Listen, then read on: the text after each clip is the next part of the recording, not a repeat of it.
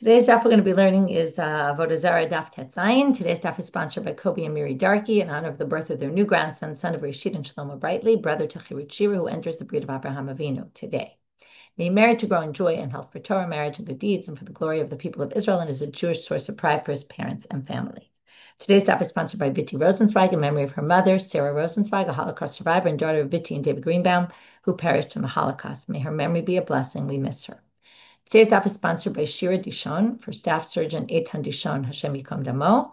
His 23rd birthday is on the 8th of Tammuz. At the end of chapter 23 in Tehillim, it is written, "And I shall dwell in the house of Hashem for the length of days." This was his dream. Since Eitan fell, I have merited through him to join Hadran and to learn the daf each day and to feel a bit of this dwelling in the house of Hashem. May his memory be a blessing. Okay, we're going to get started with the Braita that we ended with at the end of yesterday's daf. We had a debate about whether we can sell shields to Gentiles or not. We had the fascinating sugya about selling weapons.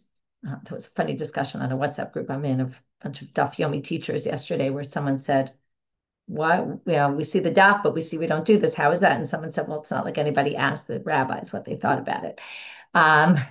So anyway, we now say, can we sell them shields or not, protective weapons? So one's opinion said yes, one opinion said no. My time. Well, what's the reason? And then we said, if it's because they're protecting them and therefore we can't sell them because anything is basically considered protecting the enemy, well, then we shouldn't even sell them wheat and barley, right? We end in this very interesting place where they said, well, then we can't even give them food, to which the Gemara Rav said, Yefshar hachinami. In other words, if we were to go this way, we wouldn't survive because the Gentiles would hate us, because if we don't give them basic food needs, we won't sell them basic things, right? It's an interesting thought to think that if we don't sell them basic food needs, they'll be angry and hate us, but we can yet say, well, we won't sell you weapons, and they'll be more understanding about it and won't hate us. I don't know, but I guess it was more, I don't know, for some reason that was the more basic need, and therefore that is impossible. That's a line we can't draw there, and therefore we're allowed to sell them that, even though theoretically we're helping them as well. Ika de Amre, some people actually explain it differently. Trisim hainutama de lo de chishlim zainayu katle begavayu. You can't sell them shields because when their weapons are gone and they have no more weapons left, they'll start to resort to using their shields as weapons. So basically, even though they don't use them as weapons, they may come to use them as weapons, and that's why it's forbidden. V'yesh omrim, and some people say, mochrim lehem trisim, that we can sell them shields. D'chishlim zainayu marak arke. Here we have a debate in terms of reality. Will they start using their shields when they have no more weapons, or will they just run away? Right? Because if you're going to fight with shields and that's all you have, you're likely not going to really fight and you're just going to surrender or run away. Rav Nachman, Rav Ravua, halachaki yesh omrim. And Rav Nachman said in the name of Rav Ravua, we actually paskin that we can sell them shields because we assume they're just going to run away if they run out of their weapons. Rav Ada bar Ahava. Now, taking this line of the shield that could be used, let's say, theoretically for weapons, Rav Ada bar Ahava, ein mochrim lem ashishiyot shel barzel, my time, mishum dechalshe minayu klei zayin. So Rav Ada bar Ahava says, we do not provide them with chunks of iron because they can craft them into weapons and use them as weapons. So now we're learning even the raw materials we can't do. Well, then axes and hoes and things like that, we shouldn't be able to sell to them because also those they can use to create weapons with. In other words, one is the raw materials and the other is the tools that you need. So maybe we can't sell them those. Now, those obviously, as you know, this goes back to the whole discussion.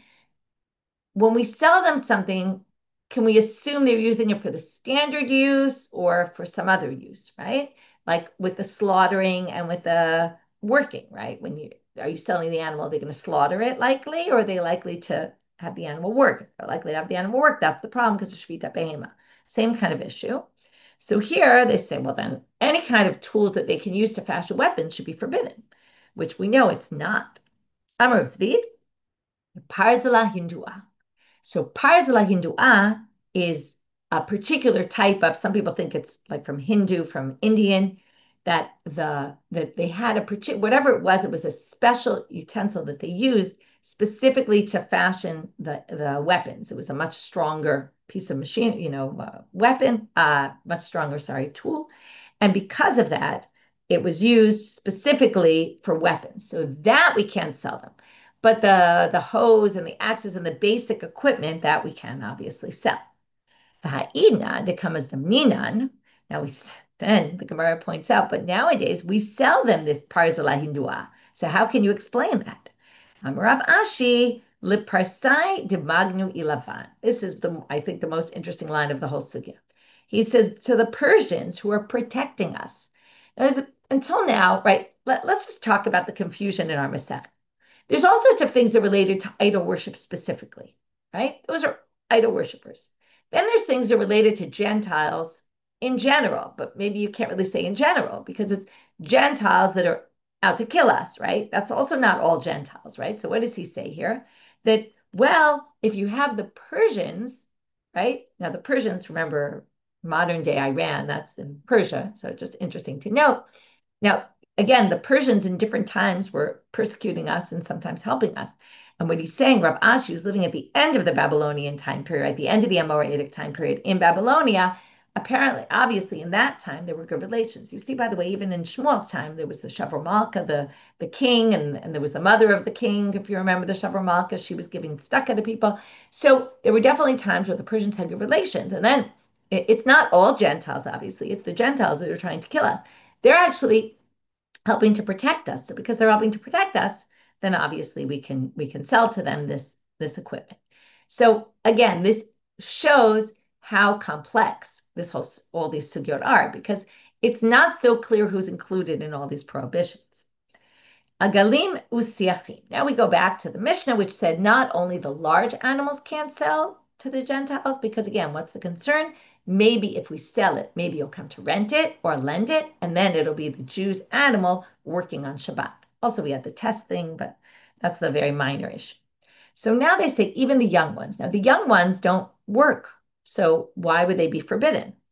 Tanya Rabbi Yehuda matir b'shvua mipnei she'ena yichola litrapot v'lichyot. So, by the way, before we even get into this, we'll just point out the young ones are forbidden to sell because they'll eventually grow older, right? And then people will see, oh, this animal that the Gentile has was bought from a Jew, and then they'll say, oh, we can also rent them and we can do all sorts of things. So, again, it's all this marit ayin, what it looks like and what people will misconstrue. So now the Braita says that Rabbi Yehuda permits the broken ones. Now, this means not only, in the Mishnah, he permitted broken animals, also broken calves, okay? Calves that have something wrong with them. Because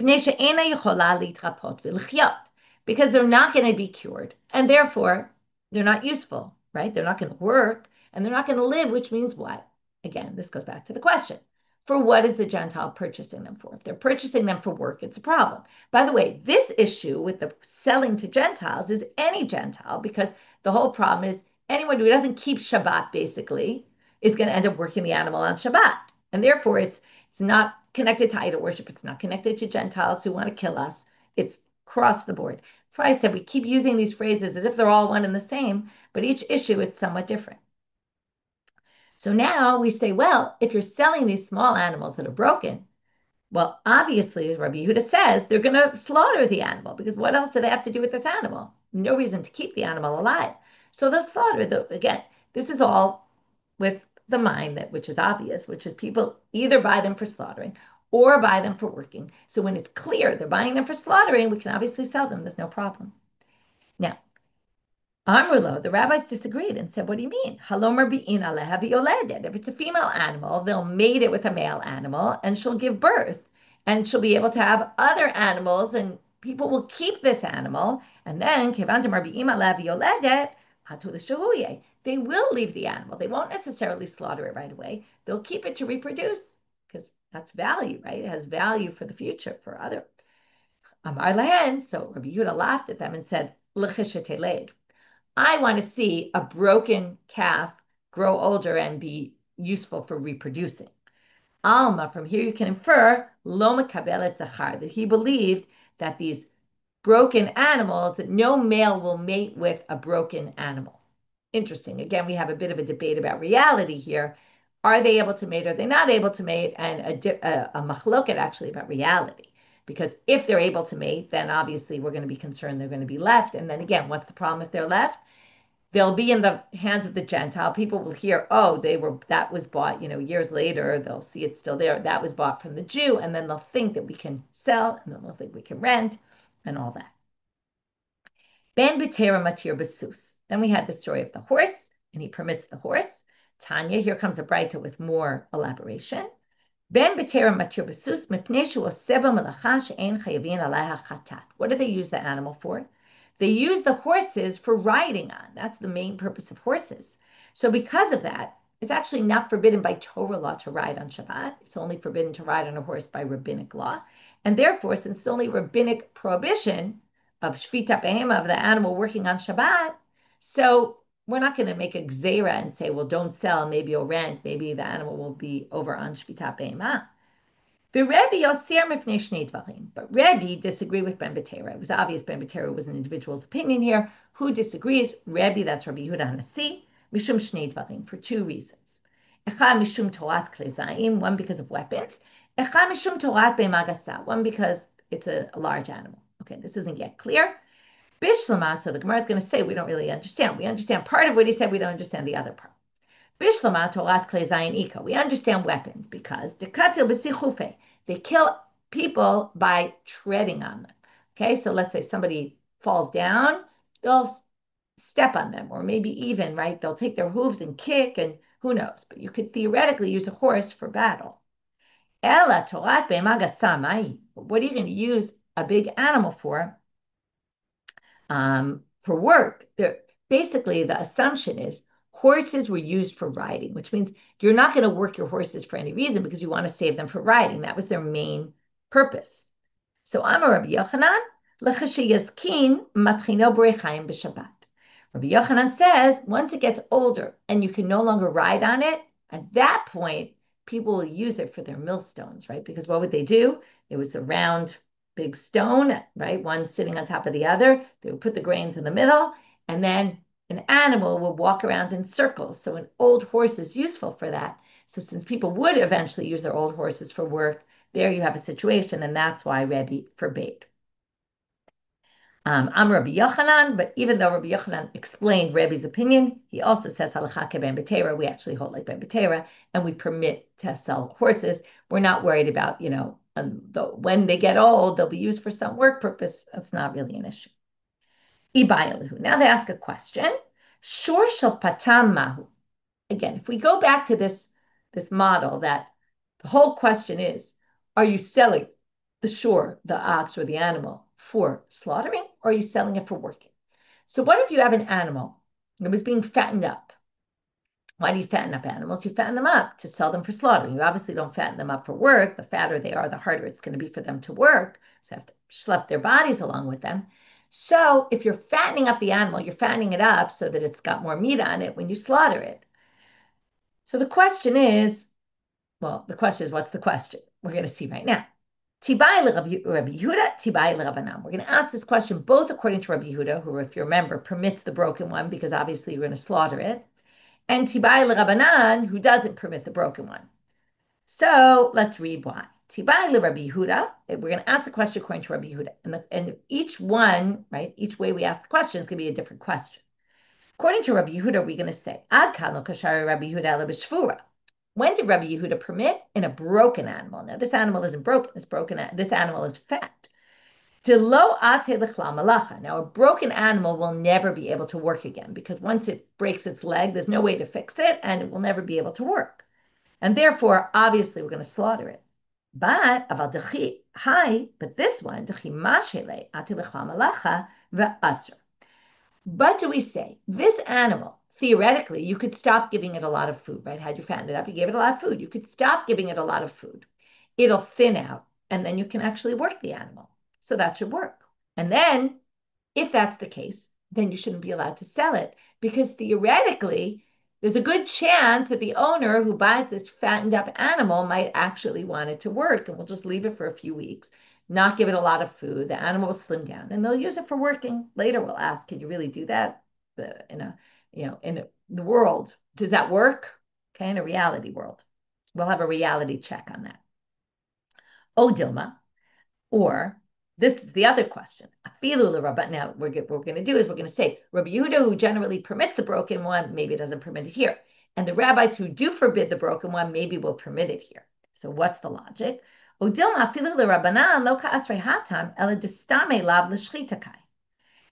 the rabbis don't forbid it there, the shvura, because right, we're going to say the stam animal there is not really meant for slaughtering.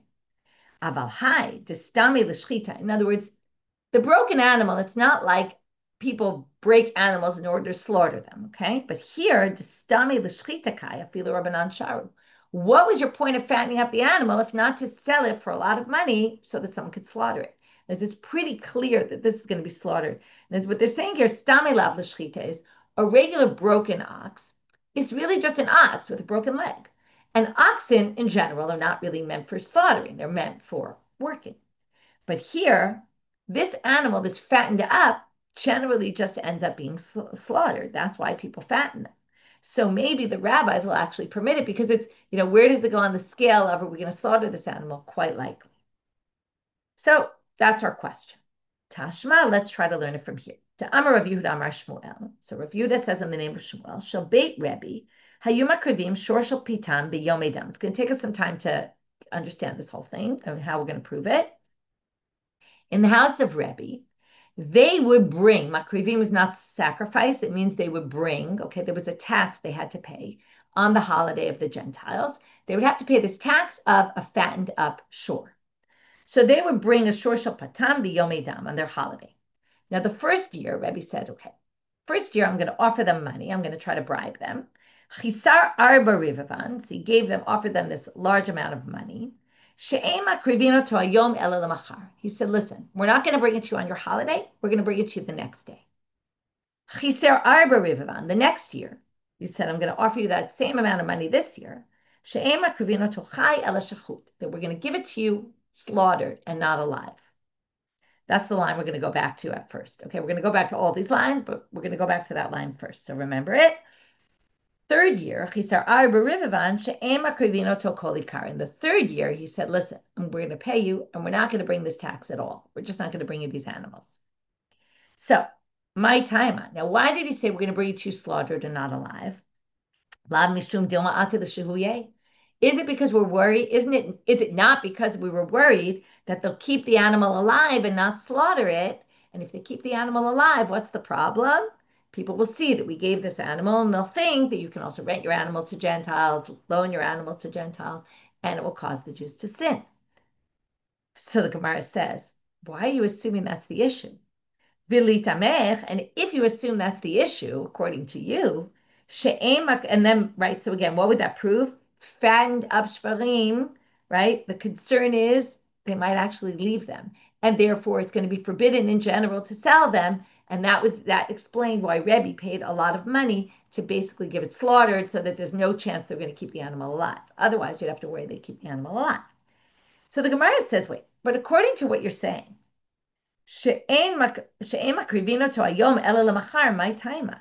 well, then why did he ask to push it off till the next day? What did that help? In other words, the first year said, we'll give it to you tomorrow.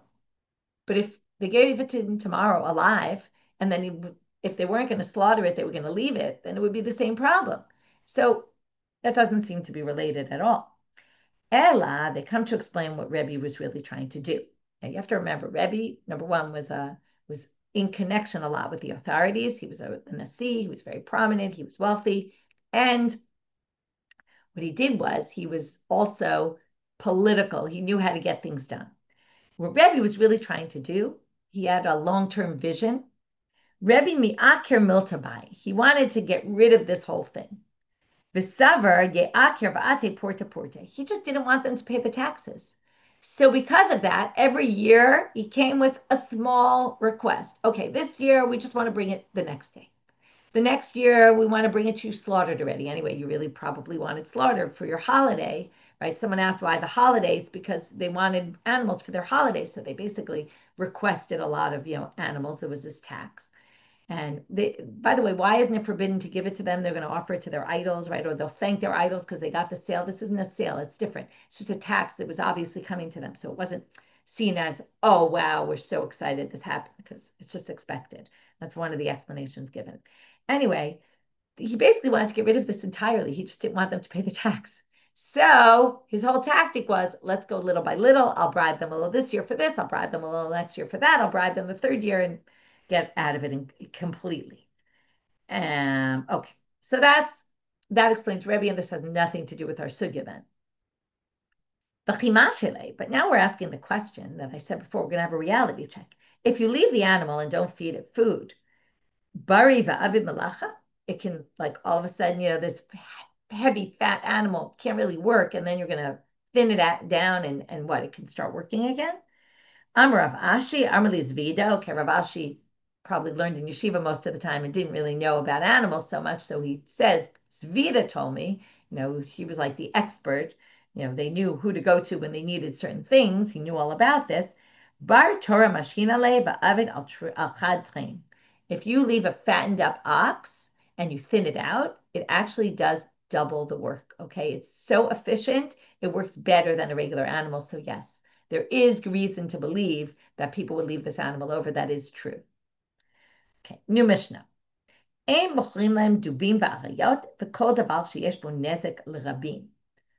we can't, basically, you can't sell them things like bears and lions that are a hazard to society. Ve'ein bonim imahem, in the same lines of hazards to society, there's other things that are hazards to society, and that's, you can't build a basilica, a gardom, itztiada, ubima. Okay, what are these things? Good question. There's a lot of different interpretations. A basilica, if you've ever seen basilicas, right? They're usually big buildings, fancy buildings, and they're often used for courthouses, and that's is possibly what the issue is here. Could be like a king's palace. We're going to see later, the Gemara is going to say there's a bunch of different types of basilica. And but the main problem here seems to be they're used for judging people. And if you're, again, going back to, these are the people we're talking about, the Romans would often judge people to death and put people to death.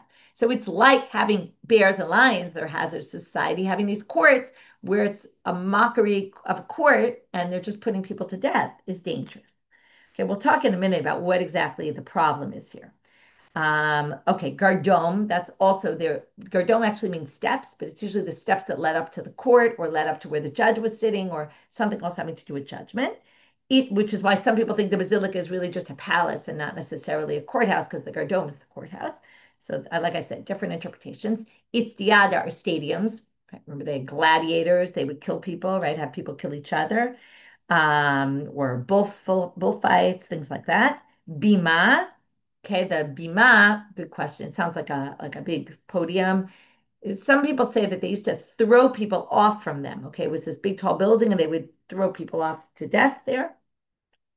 So those you can't. Aval bonim imahem bimusyaot, which are either possibly smaller platforms, which are not used for anything like throwing people off to kill them, or some people say it's dimusiot, which are just public buildings and not public buildings that are courthouses, but just regular public buildings. I was thinking like a post office, which obviously didn't exist then, but something like that, which is, a neutral kind of place. Ubeit marchatzaot, the bathhouses, which also were neutral places. However, but there was an area in the bathhouse where they would put up a statue for Aphrodite, and that people worship. That area you can't help with because that's eating avodah zarah. So now the question is, what's the problem with this Mishnah? And the Rishonim, as usual, go off on different possibilities. Either it's because they'll cause damage to Jews, right? These are dangerous places where they frame Jews for all sorts of things. We'll end with the story of that today. And tomorrow we'll get to Asara Harugei Malchut, some of them, the ones that were killed by the Jews, the rabbis. Some people, or possibly not to Jews, but to anybody. These are hazards to society at length. We have to worry about everybody really in society. Some people say it's lifnei iver. It's putting a stumbling block. You're enabling them to murder people. And some people say that they use these places as places of idol worship. And that, again, you're aiding idol worship. Okay? Or lifnei iver for idol worship. So there's all different interpretations. Now we're going to have a sugya that kind of is going to appear in a bunch of different ways. And in a minute, you'll see how this connects with our Mishnah. Maybe I'll even tell you right away how it connects with our Mishnah before we even start it, which is the Mishnah says you can't sell dubim and arayot. Now, dubim and arayot we didn't talk about yet, but you talked about be'ema daka and be'ema gasa. And we talked about be'ema daka, right? The small animals. It depends on where you live, whether or not you can sell them, and that the concern was bestiality. We talked about the large animals, the shvarim and all those, the oxen and the cows, because they use them for work purposes. And therefore, they could never sell them because of the whole concern of shvita behema. Two different issues and different. Now, those are domesticated animals, behemot. But now, what about chayot? Chayot are undomesticated animals, for example, like lions and bears. Question is going to come up, and there's going to be a machloket. Can you sell them or can you not sell them? Are they like behemot hakot, that it depends on the minhag? Now, the minhag wouldn't be about bestiality. The issue would be, do you work these animals or not? Right? Chayot weren't always really worked. Domesticated animals were what people use, and they use them for working. What about undomesticated animals? Did they use them for work or not? Okay, we'll see later, like there's a wild donkey that people sometimes use for work. So on the other hand, lions, people don't really use for work. Okay, we're going to talk about these things. So from our Mishnah, if you take lions and bears and you basically say, okay, lions and bears, what category would you put them in? Undomesticated, large or small? Large, right? So large domesticated and undomesticated animals are what's mentioned in the Mishnah. Now, what does it say about them? You can't sell them. Why? Because they're a hazard to society, which means if they're not a hazard to society, like other types, deer, things like that, that are not a hazard to society, you should be able to sell. So that would make it sound like the large undomesticated animals are actually permitted. Okay. So but let's forget about this for a quick minute and let's go into the sugya. The sugya has a debate about these chayot gasot. Amar Rav Chanim bar Rav Chisda, Amar Rav Chanan bar Rava. Okay, it's one Rav Chanim bar Chisda, Rav Chisda, the son of Rav Chisda, or Rav Chanan, the son of Rava. You can see why they got confused between them. Rav Chanim, Rav Chanan, both sons of great rabbis. Amar Rav said, either one of them said in the name of Rav, Chayagasa hare ki be'ema daka pirkus. This is a totally different issue. It's like a be'ema daka for the purposes of pirkus. I'll tell you in a minute what that is. Avalola mechira. The main point being for our sugya, not for selling. For selling, it's not like the be'ema daka, meaning it's not based on minhag hamakom. It's forbidden. It's like a be'ema gasa, like the big animals of the be'emot. You can't sell them. What's this pirkus? So pirkus is an issue of slaughtering. When you slaughter an animal, the animal has to flail a little bit. If it doesn't flail, it means you must have killed it before you finish slaughtering it. And that's a problem because you have to do kosher shchita. And if it doesn't have any spasm, it shows that you must have killed the animal before. And then it's not a kosher shchita. The shchita has to be that you slaughtered the animal while it was still alive. Now, the type of spasm you need differs in the be'ema gasa and the be'ema daka. Okay, it has to be a double spasm, like the front leg has to spasm forward and backwards or backwards and forwards in a be'ema daka, a small animal. In a large animal, it's enough to just spasm in one direction. So the question is, what's the rule for a chayagasa? And they say it's like a be'ema gasa, only one in both directions. It needs to spasm for the animal to be a kosher shchita. Now they're going to talk about the mechira. Va'ani omeo, after Rav Hanan quoted Rav, he says, but I disagree with Rav. I hold af mechira. It's even like the be'ema daka for selling, which means it's based on minhag hamakom. Now, makom shnagu limkor ochlim shelo limkor ein mochrim. Now, it's not because of bestiality. It's because if they work the animals, then it's forbidden. If they don't work the animals, it's not forbidden. Very simple. Tanan, what's the problem? It disagrees with our Mishnah. What does our Mishnah say? Now we go back to what I told you before. Can't sell these animals because they cause hazard to society. It sounds like if they're not causing a hazard to society, like other deer or things like that, well, it should be permitted. So that's a problem. We're going to have two answers to this. I'm a Rabbi Barbaula. Be'ari shavul. We can say our Mishnah that infers that you could permit it would be a lion that's broken, okay? And then the lion that's broken can't do work anyway, and that's why you wouldn't be able. That's why you would be able to sell it. If I leave it to Rabbi Yehuda, and obviously that would only fit Rabbi Yehuda's opinion. So we have to say our Mishnah is only Rabbi Yehuda, and it's only if the lion was broken. Rav Ashi Amar Stam Ali Shavorhu Etzel Malacha. Do you ever see an animal, a lion working? No, lions don't work. Doesn't mean other chayot gasot don't work. So basically, Rav Ashi kind of answers similarly, but says any lion is considered broken as relates to malacha, even if they're not broken. And then all you have to say is the Mishnah's Rabbi Yehuda's position, which is if it's not relevant for work, then it's permitted to sell. So now we're going to bring a difficulty. So this was basically, they brought our Mishnah to prove Rav Chanin. Okay, they tried to prove Rav Chanin really and raise difficulty with Rav and say, look, Beimot Chayot Gasot can be sold. And that's what Rav Chanin said. But then they rejected the proof and said, well, there's two other ways to explain this, and it could all be Rabbi Yehuda, and it could either be it's broken, or it could be it's like it's broken because it never does work, and therefore it's not a proof. Now we're going to raise a difficulty from a Braita.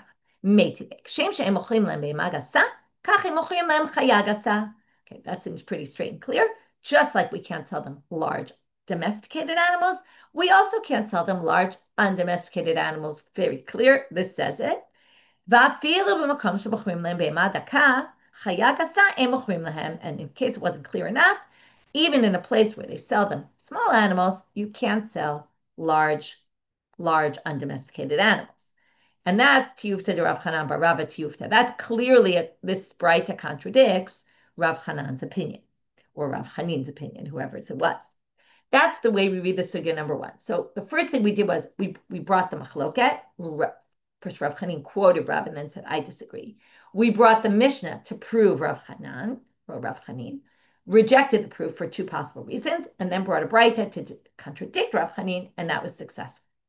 Now we're going to have sugya number two. Same content, but in a different way. It's just kind of reshuffling it. Ravina, Rami Matnitin Abraita Umishani. Ravina, ended up with the same conclusions kind of thing, but did it in a different way. He started with the Mishnah and the Braita. He didn't start with Rav Chanin and Rav's debate. He started with the Mishnah and the Braita. And he said, look, the Mishnah and the Braita contradict each other. Tanan, the Mishnah says, you can't sell them these chayot gasot. They cause damage to the public. That's because, now it's going to all be review. It's just coming at it from a different angle. That's because they cause damage. But if they don't cause damage, if they don't cause damage, you can sell them. Urimini, but that contradicts the following source. You can't sell them at all. And even in a place where the custom is to sell the small animals, you can't sell them the large animals, the large undomesticated animals. Now, after he raises this contradiction, the Mishnah seems like, in general, you can sell them as long as they don't cause a hazard. The Braita says you can never sell them. How do we resolve it? And now we're going to go back to the two answers we had before, the two rejections of the Mishnah being a proof for Rav Chanan. We're now going to say, in order to resolve the Braita, which disagree with Rav Chanan, with the Mishnah, we're going to explain the Mishnah in those two ways. We're basically going to say the lion and the bear, obviously, but they don't mention it. It's just obvious. The lion and the bear either are broken, and it's Rabbi Yehuda, or all lions and bears don't do work ever for humans, and therefore they're considered like a broken animal, according to Rabbi Yehuda, and the Mishnah matches Rabbi Yehuda. And that's why there's no contradiction. Third way of understanding this. Before we got there, Matkifla Rav Nachman. Rav Nachman now questions Ravina and his assumption from the beginning that there's even a contradiction. He says, what are you talking about? There's no contradiction. Yes, a great question. When I read the Mishnah, I told you, right? Bears and lions are clearly large, undomesticated animals. He says, who says a lion is a large, undomesticated animal? Maybe a lion is an undomesticated animal, but a small one. And if you think about it, if you look at, now, I don't know how he deals with the bears, but if you look at the oxen and you look at the sheep, right? That's the different categories. The lion's kind of in between. So he says, it's not even a chayah gasa. So there's no contradiction between the Braita that talked about chayot gasot and the Mishnah that talked about lions. They're not the same thing. And then there's no contradiction at all. And then we're going to have the third way of reading the sugya. Rav Ashi diek matnitin umotiv tiyufta. Rav Ashi made an inference from the Mishnah and then brought a difficulty from the Braita. So let's read. Again, it's all going to be the same content, just like I said, kind of mixed up around and read differently, from a different starting point. He started with the Mishnah, And he said, the Mishnah says you can't sell Dubim Varayot and not anything that's a hazard for society. Tama di nezek. This is because they cause damage. Ha nezek muchrim. Okay, we should know this by now. If they don't cause damage, you can sell them. Vitama ali. Now he already started by saying this is very clear that it's just the lion. Remember, this is what Rav Ashi said in the first place. Distam ali shavorhu etzam alacha, because all lions are considered broken. Avamidi achrini da avim malacha lo. But any other type that could work, obviously you can't sell them. And then he brought this as a contradiction to Rav Hanan. Tiyuvta de Rav Hanan bar Rava Tiyuvta. Okay, and then he said, and now the inference from our Mishnah, which is it must be only lions, but other chayokas, so for sure you can't sell because people use them for work, and then that contradicts what Rav Hanan said, that it depends on makom shenag. Now we're going to end with one last thing of this sugya before we move on to the next one. Now, what kind of work can you do with an undomesticated animal? Amar Abaye, Amar li Mar Yehuda. So again, Abaye doesn't really know himself. He sat in yeshiva all day, but he said Mar Yehuda told me that Bei Mar Yochani Tachani Rechaim Ba'arude. Let's hear it from someone who saw somebody else that he would take. I told you we get to this wild donkey. And a road is a donkey, a wild donkey, and would have it do the millstone. So there you see the chayot do work, even though they're not doing the plowing and the hard work, but they are doing work. So that was 3 different versions of the sugya, which all kind of came around in a similar way. I'm a Rabbi Zera. Okay, now we're going to have a whole sugya about the pirkus. We're not going to get into details about the pirkus. It's not a halachic sugya at all. It's all about somebody said something. Who was he quoting? And then when that person who was quoting that person, all about who said what. So we can go through this fairly quickly. I'm a Rabbi Zera, Kiavina be Rabbi Yehuda Amarlam. When I was at Rabbi Yehuda, Rabbi Zera says, now you have to remember Rabbi Zera. He was a Babylonian who went to Eretz Israel. So you're going to see his whole journey through this. Rabbi Zera says, when I was in Rabbi Yehuda's yeshiva, Amarli, Gemiru Minai Hai Milta. In other words, he told us that he learned the following thing. To Migav Rabbi Shmuel, that I heard it from a great person. This is the problem. Rabbi Yehuda said, I heard it from a great person, but didn't say from who. And you know that he learned from both Rav and Shmuel. Right? He learned with Rav first, and then when Rav died, he learned with Shmuel. But I don't know who he was quoting, which one. And what he taught us was, and that was the halacha he taught, the one we saw before. We saw this, by the way, in the name of Rav in the beginning of the sugya. In fact, Rav Chanin said it in the name of Rav, right? Or maybe Rav Hanan. Okay, it's like a be'magasa for pirkus. When I got to this other place, and then I heard him quoting Shmuel in the name of Shmuel. Exactly this halacha. Okay. Amina, I said, Shema mina mishmei Shmuel itmar. So I said, it must be he learned it from Shmuel. However, ki'ata l'sura, so we're getting his whole trek. When I got to Surah, eshkachte l'Rabba bar Yirmiyah diyate b'ka'amar l'mishmei de Rav. I heard Rabba bar Yirmiyah, remember his name, Rabba bar Yirmiyah, say it the name of Rav. Hayagasare kibemada kalapirkus. Amina shmamina itmar mishmei de Rav ve'itmar mishmei de Shmuel. So then I realized Rabbi Yehuda must have said it when he said Gavar Rabba. Maybe he meant both. Kislikat lahatam. Now, when I got there, what's there? Israel. When I got to Israel, Echshach Rav Asi, the Yata B'Ka'amra. I saw Rav Asi who was teaching. Amar Rav Chamar bar Guria mishmei de Rav Hayagasare kibemada kalapirkus. So he quoted not Rabba bar Yirmiyah in the name of Rav, but he quoted Rav Chamar bar Guria in the name of Rav. Amrei levelo savar lamar deman mara deshmata Rabbi bar Yirmiyah. He said, but you don't have it that Rabba bar Yirmiyah is the one who said in the name of Rav? Amarli patya uchama, you black pot. Okay, black and pot was a nice word for a Torah scholar because they would sit in the yeshiva all day and blacken themselves with Torah. We've seen this before. So he was saying a nice thing, and he said, Minayu minach testayim shmata. If you combine what you have and what I have, we're going to figure it all out, which is the Rabbi bar Yirmiyah must have learned it from Rav Chamar bar Guria, who learned it from Rav. And in fact, Itmar Nami, it was said, Amar Rabbi Zera, Amar Rav Asi, Amar Rabba bar Yirmiyah, Amar Rav Chama bar Guria, Amar Rav, Hayagasar Reik Bemada Kalapirkus. Here we have all of them. Rabbi Zera said in the name of Rav Asi, who said in the name of Rabbi Yirmiyah, who said in the name of Rav Chama bar Guria, who said in the name of Rav. That was all, shows the importance of how important it was for them to get to tradition. And I like the way when Rav Asi and Rabbi Zera say different things, Rav Asi says, we don't contradict. Let's just combine them. Must have been he learned it from him, we learned it from him. Okay. Ein bonim. Now we get back to this basilica. Amar Rabba Baruch Hanan, Amar Rabbi Yochanan, shalosh basilikot hem. I told you we get to, there's different types of basilicas. Shel melachim, shel merchatzaot, v'shel tzarot. Okay, there's ones that belong to the kings. There's ones that were done for the bathhouses, these fancy buildings for bathhouses, and ones for the treasures of the king. Amar Rava, shnayim leheter ve'echad lisul. Two are permitted and one is not. Which one is not permitted? The kings, because what the kings do in their basilica, that's where they had their courts and would execute people. This siman, and how do you remember this? Le'esor machihem bezikim. This means to tie their hands in handcuffs. But but the way to remember, le'esor malachim, to forbid, right? Le'esor he means to bind, but here it means to forbid the kings, the basilica of the kings. That's how you remember it. It's a mnemonic. That's version one of the sugya. That Rava said, of these three that they mentioned, only one is forbidden. But Ikada Amre Amar Rava, some people said that Rava said, Kulan leheter, they're actually all permitted. Because the king's was really just a palace for the king. They didn't execute people there.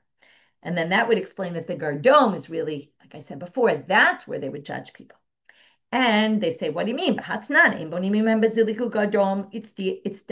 tadia ubima. It says you can't build a basilica.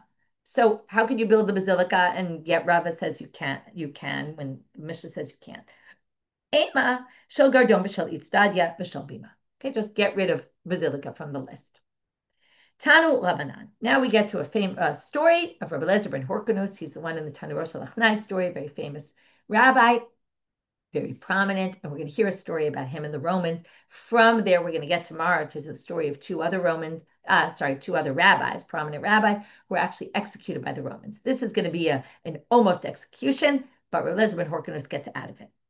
Kishenitfas Rabbi Eliezer leminut, helu legardom lidon. Now, the reason why they're mentioning this is because the Gardom, and the Gardom is basically the place where they would judge people to execute them. And here you see Rabbi Eliezer was captured as a heretic.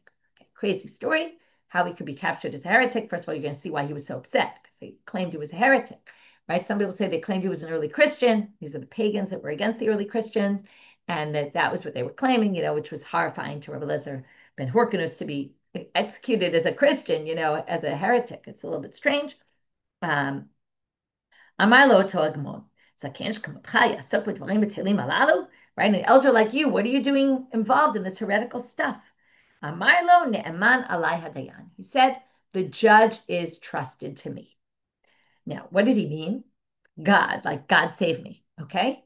But kasavor toagmon alav womir. He thought he was talking about him. But he was really talking about God, not about the Roman officer. Okay, now, because you trusted in me, and some people say the Demus is his God, in other words, you believed in my God, you're exempt. Okay, and I'll let you go. So he gets out, basically gets saved miraculously. But he was very depressed. And when he got home, his students came to make him feel, to console him. But he refused to be consoled. Amar Rabbi Akiva, Rebbe, Tarsheni lomar davar echad mima shelimad detani. Let me tell you something from what you taught me. We'll talk about that tomorrow, what that means exactly. Amar lo, and Mori says, say, Amar lo, Rebbe, shema minut ba'aliyatcha v'hanacha ba'alav nitpasta. Is it possible that somehow you once benefited from something of a heretic, and maybe because of that you got captured and they claimed you were a heretic? In other words, it was God's way of punishing you for some sort of benefit you got from heresy, and that's why they claimed you were a heretic. I don't think he means that's why the Romans claimed you were a heretic, but that's why God punished you in this way, that you almost, that you had to go through this traumatic experience. I'm going to continue with the story tomorrow. And as I said, we'll get to some of the Harugei Malchut, where the Romans actually did execute them. And we'll continue from there. So what we did today, we started with the shields, protective or equipment that's used to build weapons. Can you sell them that? And depending on, it's again, the question with all these sugyot, is it mainly used for weapons, or is it only sometimes, and likely they're not buying it for that, and therefore you can? Okay, then we had the same kind of idea with the animals, to sell the animals. Again, is it for slaughtering purposes? Is it more likely they're buying it for work? And that we talked about with the calf that was broken. We talked about with the horses. That was really, again, the issue is why you're getting the horse, for riding on, or is it for war or something like that, or for working? were different possibilities there. We had the one you fattened up, again, also there. Which one is it more likely they're buying it for? And then we got to the Mishnah about the Dubim and Arayot and the Basilica and all that. We started with this three ways of understanding the sugya about the Chayot Gasot, how that works in with the Mishnah, how it works in with the Soda Braita.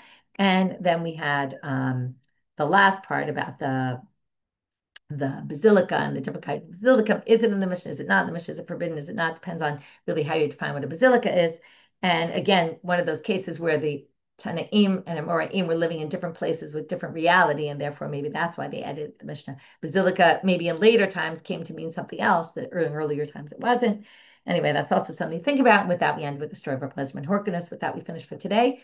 Just a minor point, I'll be starting on Sunday specifically at 6:55 on the Zoom for those who, so 20 minutes earlier for those who come on Zoom just as a one-off. I have to start early. With wishing everyone a Shabbat Shalom.